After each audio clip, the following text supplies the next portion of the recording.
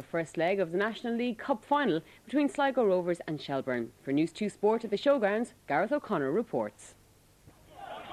It may not be the glamour tournament of the season, but going into tonight's first leg of the League Cup final, both sides were publicly professing to be taking the game seriously. Shelbourne had the ball in the net 12 minutes into the first half.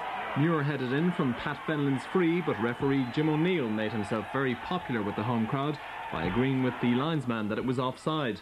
Sean Flannery came closest for Sligo, the ball knocked off the line by Declan Geoghegan. Dean Fitzgerald should have scored for Shells after this perfectly placed Tony Sheridan cross. Early in a scrappy second half, Muir was through again, but Hutchinson tackled superbly. The breakthrough came 20 minutes into the second half. After a mix-up between the Shelbourne defence and keeper Stephen O'Brien, Neil Ogden struck for Sligo to hook the ball into the net. So Sligo make the most of home advantage in the first leg. We've won 1-0 tonight, and I'm reasonably pleased on reflection that to be taking a 1-0 lead to Tulka Park. I think although it's only half time in the game and we've everything to do down there, and Shelbourne have probably fancied their chances, I'm still reasonably pleased, yeah. Staying with the National League, Shamrock Rovers tonight missed the chance to claim third place for themselves in the Premier Division table.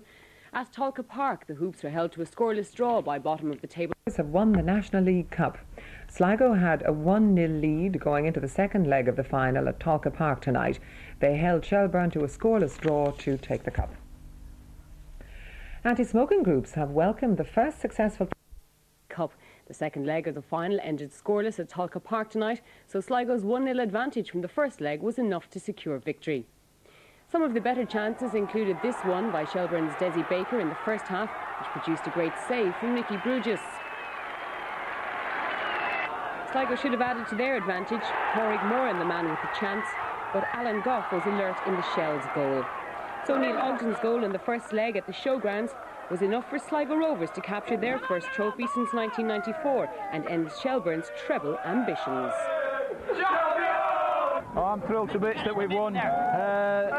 Scenes like this make football all the worthwhile, and I'm thrilled to bits. I'm thrilled to bits for the players and everybody associated with the club and the supporters. It's brilliant.